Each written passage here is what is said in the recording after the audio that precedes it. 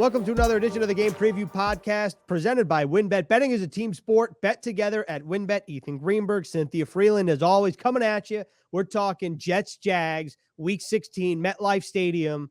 And I know that you're going to say tails, so I'm just going to give you the opportunity here because it's the holiday season. I'm feeling jolly. I'll give you the option. I'm not even going to do the coin toss because it's just going to be tails. So you want to start with the Jets offense or you want to start with the Jets defense? Let's start with the Jets offense. Okay. I feel like the big storyline here, let's start off in the first quarter, is going to be about Zach Wilson and Trevor Lawrence. We'll talk about Lawrence later. Let's just start with Zach Wilson right from the jump here in the first quarter. What did you think of the way he played against a complex front against the Miami Dolphins? And what kind of opportunity do you think he has this weekend? Well, I thought the game plan was really smart, using a lot of not so long, deep passes in order to create opportunities to keep them scoring. Obviously, that it worked out well in terms of scoring more points than, potentially against this really complicated front. So I liked that, especially given I thought that it was a good game plan and it was well executed. And there were a number of fun tricks in there as well that, that keeps defenses off balance. Cynthia, what do the Jets receivers need to do better than they have in the past 2 weeks? Without Corey Davis and Elijah Moore, not a ton of production there. The Jets have gotten, I'd say, a little tricky, right? We saw the Mike LaFleur play where it goes Wilson to Crowder across the field to Berrios. Berrios has been a big piece here recently. But what do you need to see from these Jets receivers in particular that they can help Zach Wilson moving forward?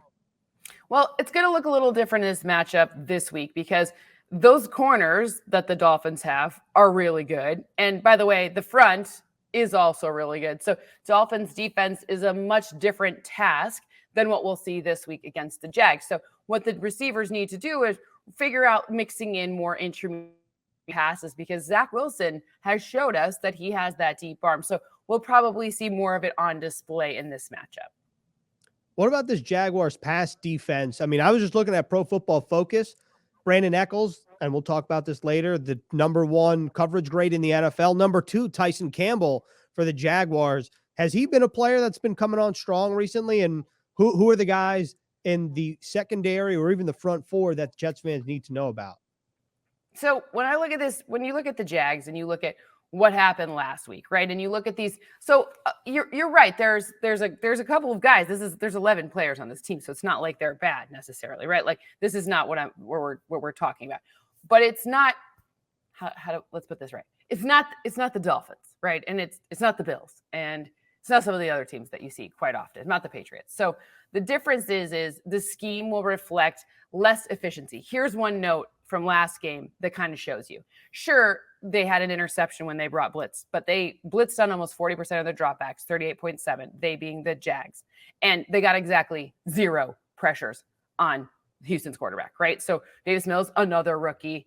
No, they picked up the blitz packages. It didn't work, right? The O-line held. The Texans O-line is not it's not the Colts O-line. So this is an opportunity here where we can take this blueprint and fast forward it this week, and that will be a better situation.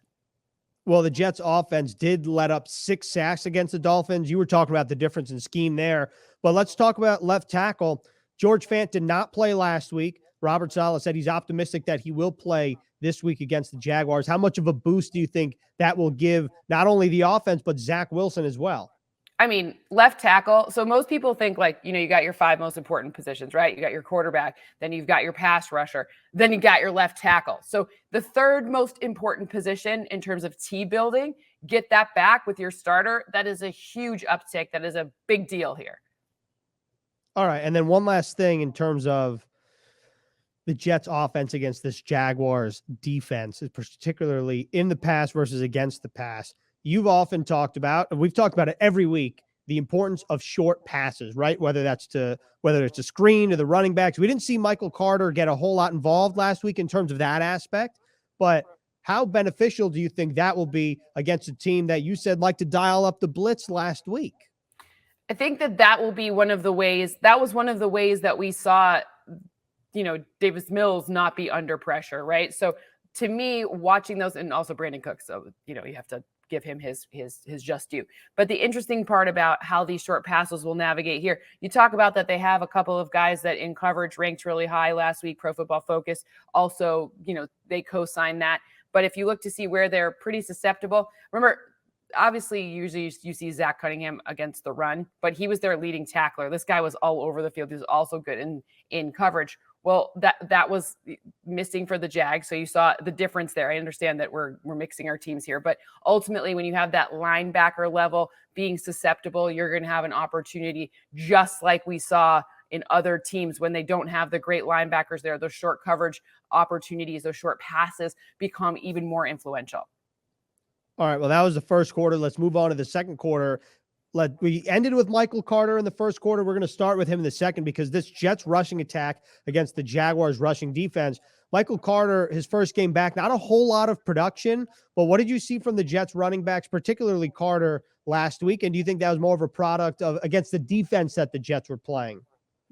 Sure. So the Dolphins are a good run defense. They're kind of low-key more underrated against the run than you might think. I mean, when I close my eyes and I think of the Dolphins, I think of, Ugba up front and I think about their corners. But you'd forget that part of the reason why the pass looks so good is because they're good against the run. So I thought that the scheme reflected good opportunities to keep everything moving forward. That's not this is not the situation that the Jags defense will break. Now, there's a lot of changes going on with the Jaguars in general, right? Losing their head coach last week, just everything's going to look a little bit different from a personnel standpoint. So I do, though, think that using the run opportunities that we've seen all season long from the Jets and Michael Carter being back and being more like, you'll see how slippery he is in this game. The guys are not as good of tacklers that he's facing this week. The guys are not as good at figuring out how to stop the run. They're not as good of run stoppers, however you want to define that, right? So you'll be able to see Michael Carter do the thing that Michael Carter has done all season long, which is break tackles, earn yards after contact, and just get you those extra 2-3 yards that are really necessary every single down. How about the performance of Tevin Coleman, Cynthia? I just want to read the numbers here. He had 8 carries for 50 yards. He had a 20-yard run. Feels like Tevin Coleman still has some juice. Do you think maybe the Jets could look to him even more than they have throughout the season? It was a pretty even split last game between both running backs. And Tevin Coleman was, it's those big play opportunities. That is a key to this game. The big plays, so 10-plus yard runs, 20-plus yard passes, those are the two areas where you're going to see something pretty interesting. And the fact that who ever said Tevin Coleman didn't still have it? There was a reason he came here, a scheme familiarity with the coach and the opportunity to create those big plays. So, I'm all in. Cynthia's saying she's all in on Tevin Coleman getting more carries. We'll see what happens Sunday against the Jaguars. Just talking about the Jaguars defense in terms of run defense real quick. Can you tell us about Myles Jack? I know he's kind of a do-it-all player, but Myles Jack is a very good player for the Jaguars. Feels like, the NFL world hasn't talked about him in a long time, ever since the Jaguars were making that playoff push, but he was a key cog in that defense as well. Do you remember because Myles Jack went to UCLA and was hurt, and then at the combine, he was you remember him running up that hill with a whole bunch of weight on it? That's my Myles Jack. But honestly, you think about that, and then you remember, oh, that's the guy who's going to be tasked with stopping runs, stopping these gains. The problem is in a vacuum, it's very hard. And when you're the man on this situation, it's very hard because they just throw it away from you.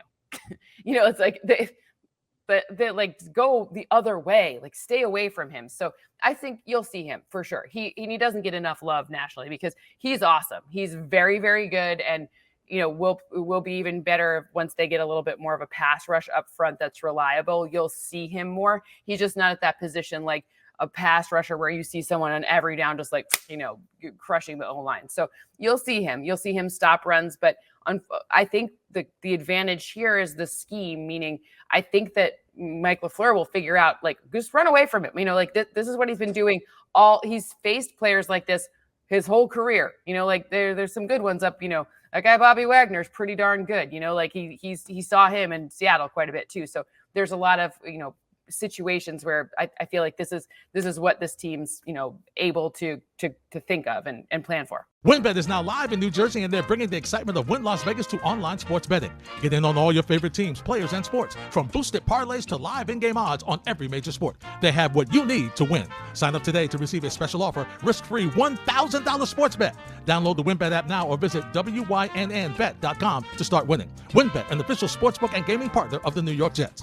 Offer subject to change. Terms and conditions at wynnbet.com. Must be 21 or older and present in New Jersey. If you or someone you know has a gambling problem, call 1-800-270-7117. Because I wanted to be here anyway. I wanted to be in New York anyway. I really want to play for the Jets. Like, we turn up the biggest city in the world. There is no more passionate, more fervent fan base in the entire NFL.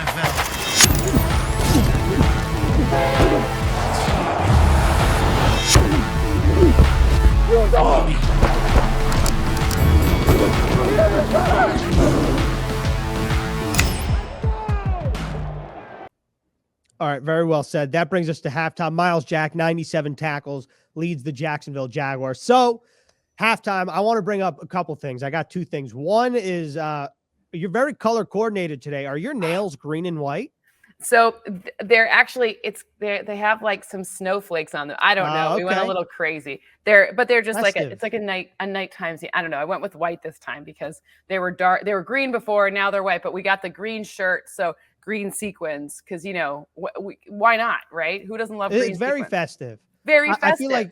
I feel like sequins, as let alone the color, are very like festive and New Year's Eve style. So yeah, I mean, green and sequin, why not? Right? I figured, I'm like, I saw this, I was like, it's perfect for the Jets. I love it. So might as well.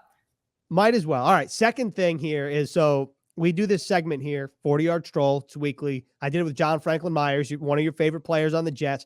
He said that he makes his own cinnamon rolls. I just want to know what your thoughts are on that. Listen, do you think Jonathan Franklin Myers knows who I am? Because did we just become best friends? Because I love to cook and bake as well. I just when you thought you couldn't like someone anymore. No, that's awesome. I got to get that cinnamon roll recipe, because that's one I think could use some updating for me. I like to make the recipes like a little healthier. I feel like a cinnamon roll, but we could I understand that's not the spirit of the cinnamon roll, but you still can have a cinnamon roll, make it just a bit elevate the health a bit. I like that you said the spirit of the cinnamon roll, because that encompasses what the cinnamon roll is, both as a food and, the aura of the person eating it at the time. You're not going for health. I respect it that you want to find the healthy version. And if and when you come across that recipe, I would like it as well, because I very much enjoy cinnamon rolls. Not that I eat them very often, but one more thing on the cinnamon rolls here. John Franklin Myers put me on a place around the facility here in Florham Park, and he was told by Sheldon Rankin. So now this has gone D-line to team reporter, now to you. So it's this place called Cinnaholics, and they take cinnamon rolls and they put toppings on it like cookie dough and Oreos, and use basically like a make your own cinnamon roll. Is that too much, or is that perfect? Listen, if you're going to go all the way, right? Go all the way in. I once had my favorite, I am a big dork. And with my friends, we'll go for a walk and I'll be like, hey, you want to hear my new business idea? And my business idea was a food truck that was like s'mores, but you could put all these different toppings on top of it, right? Like you roast your own marshmallow, but then maybe you get peanut butter covered graham crackers along with the chocolate. You can add your own stuff. So but because the point is, if you're going for the s'more or you're going for the cinnamon roll, just go all the way. Put some Captain Crunch on there. I think that'd be great. Some cereal, some Oreos. Man. You're speaking my language. I love s'mores. Love s'mores. So you like my business idea. So we're going to start a business now too. Yes. Perfect. Yes. Yeah. Podcast co-hosts, business partners. I mean, this is great. The s'more truck. that is the s'mores truck. That's great. I mean, maybe we can create a creative name, but if not, the s'mores truck works. It is. Our what listeners it is. can tell us the creative name. They can help us out with the name. We're just the geniuses behind the s'mores truck. We don't need it. We're not the branding geniuses. We just know the product. We just care about the product. We'll let someone else brand it. That's right. I feel like this is like the dynamic between GM and head coach, right? Like you do what you do, I do what I do. Exactly. Together we make money and we make great things. And we make great s'mores in this case. Wow. All right. That was a great halftime. S'mores. I feel recharged. I'm ready to roll here. One thing though, s'mores, you prefer your marshmallow golden brown or like burnt? Golden brown. I'm from Michigan. Like, we don't have a lot, but we have great fire pits. And we Ooh, can okay. relearn how to rotate it. No burning. Burning, no. We don't burn. I'm getting a message that says we forgot to say peanut butter cup in s'mores. That sounds good. Exactly. See, the s'mores truck is already taking off. Yeah. All right. This is a 2022 idea coming to a city near you on your street corner. All right. But probably LA though, because that could be all year. New York, you'd be screwed. But people, like, yeah, I could see like in Times Square, you get your pretzels, you get your hot dogs, you get your chestnuts, you get your s'mores, all finger food, all great. I'm here for it. Always. So People think betting is about what you know. It's also about who you're with.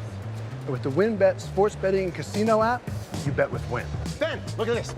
New York plus 3.5 at home. They're 44 and 22. Greg, no New York bets? Hey! Hope you didn't bet on Boston. Shaq, did you bet on Boston? I went with Greg on this one. He has a whole system.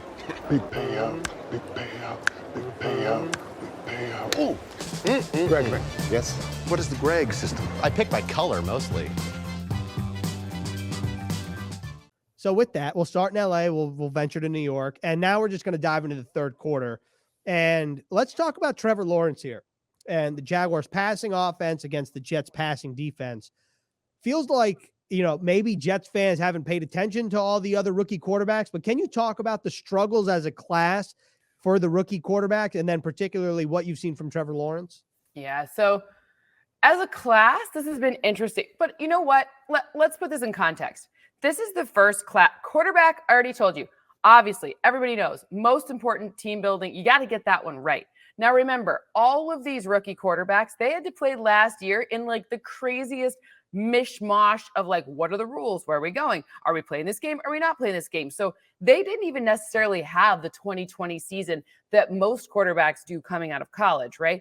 And then all weird preseason, like a weird off season, everything, the word is weird, right? So totally not normal. And then you expect them to look exactly like and have the same trajectory as most quarterbacks have coming out of college or could potentially have. Yeah, no, we got to put a little asterisk on this year just overall, because when Mac Jones is your best quarterback and the way he's doing it is behind an O-line that was totally fortified, and they run heavy personnel all the time with those 2 tight end sets. So basically he's got like 6 to 7 O-linemen on many plays. It's going to look a little bit different. Eventually the jig will be up, right? Like, and we'll see how Mac Jones does. Like, I'm not saying he's not good. I'm just saying Patriots have an awesome defense and they've created a really great offense for a rookie quarterback to come into, especially one that went to Alabama and threw a bunch of quick passes at Alabama. And then you're asking him, okay, come throw some quick passes in the NFL.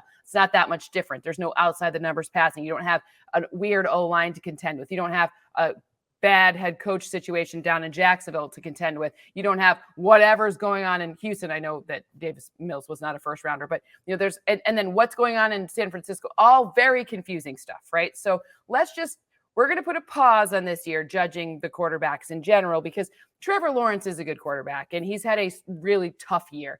Lots of interceptions, lots of very confounding play. Trevor Lawrence himself said that why wasn't James Robinson playing? He was their best playmaker on offense. Helpful to him if that would be the case. The run game helps the quarterback quite a bit.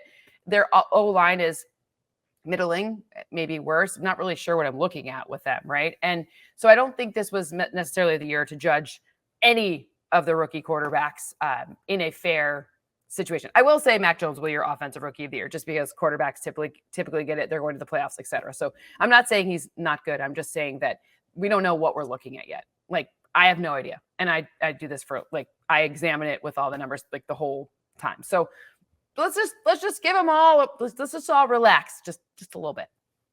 All right. So Cynthia is basically saying, don't pay attention, pay attention, not to the numbers, but to each individual, how they're playing, the circumstance, everything like that. So with Trevor Lawrence, then obviously his number one receiver was supposed to be DJ Shark.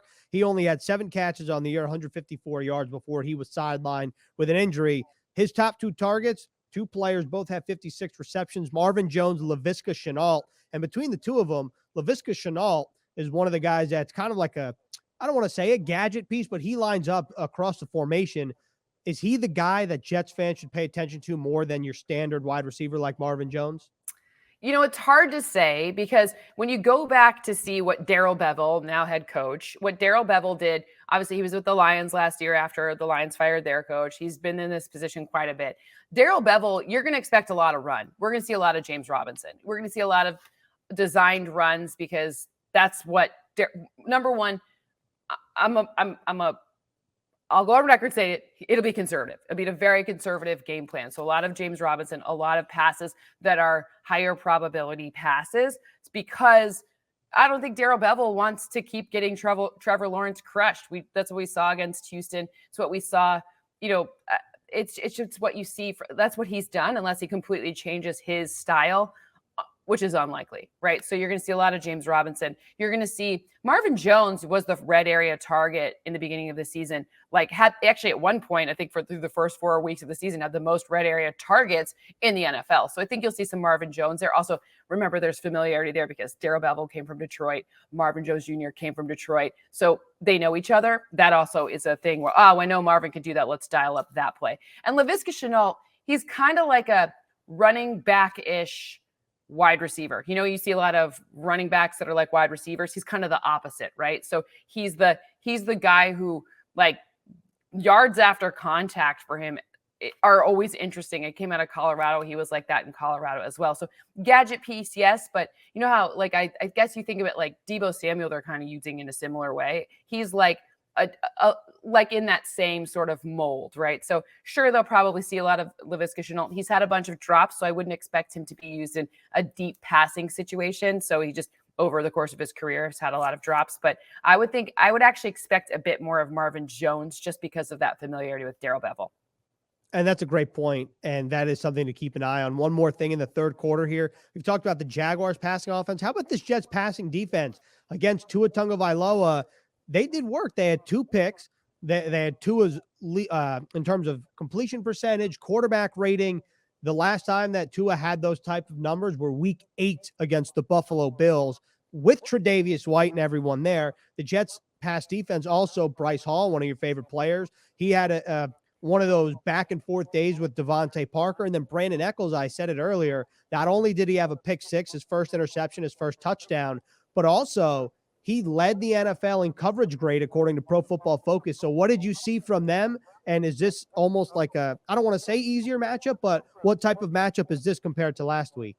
Well, first of all, I read a piece on the Jets website that was where Sheldon Rankins said something really nice about all these young guys. It's I loved seeing Echols with that pick 6, all this awesome stuff. So it's cool to see the veteran players like a Sheldon Rankins, give Brandin Echols, nice props like that. I don't know. You're starting to see something special. Teams, this has been a rough season, and now they're coming together and fighting and playing for each other. That's pretty cool. So I love that piece too. That was a really good article.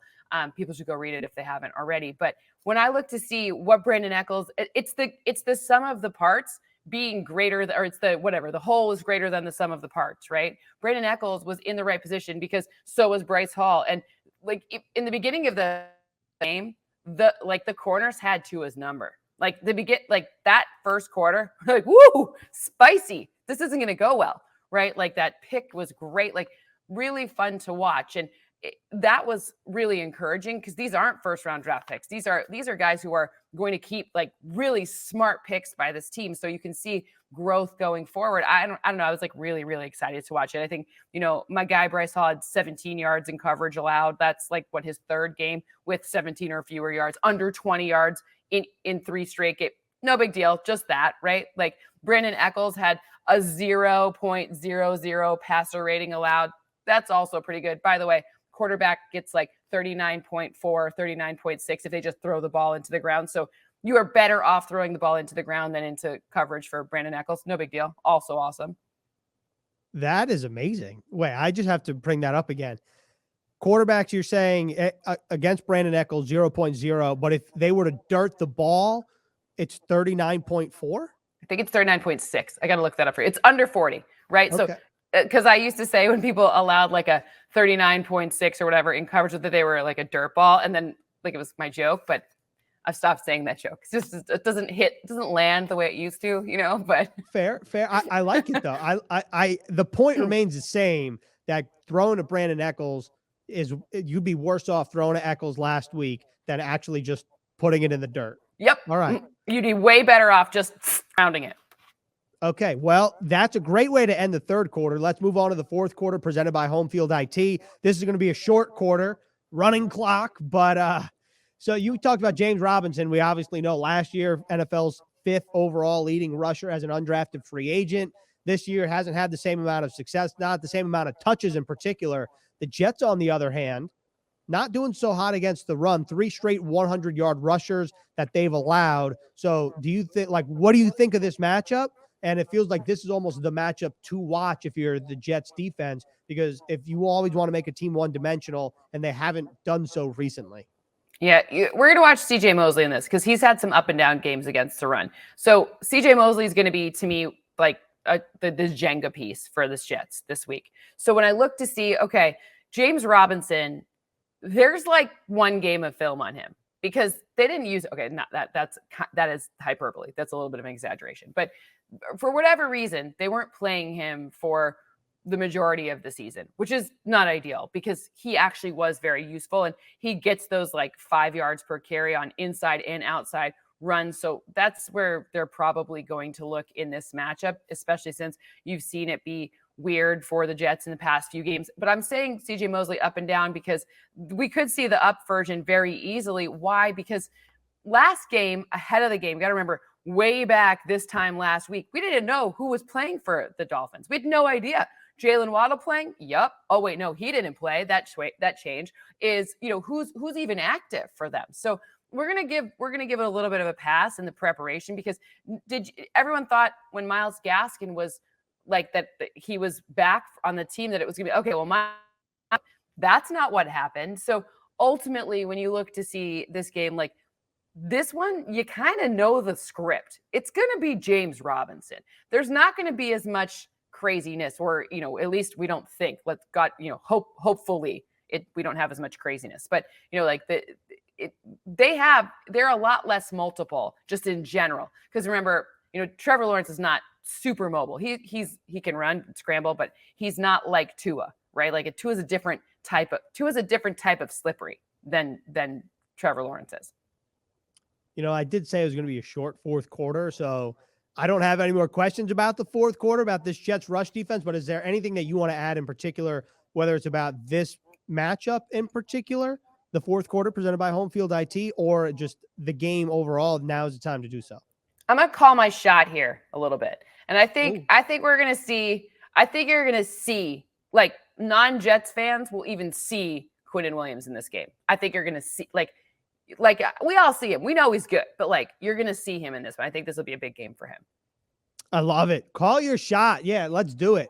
S'mores trucks, Quinnen Williams. What else do we need on the game preview podcast presented by WynnBET? Betting is a team sport. Bet together at WynnBET. Cynthia, enjoy your holiday. We'll talk to you next week for, I guess, what would be right before New Year's Eve. Ooh, I got to get another set of sequins. Let's go. More sequins.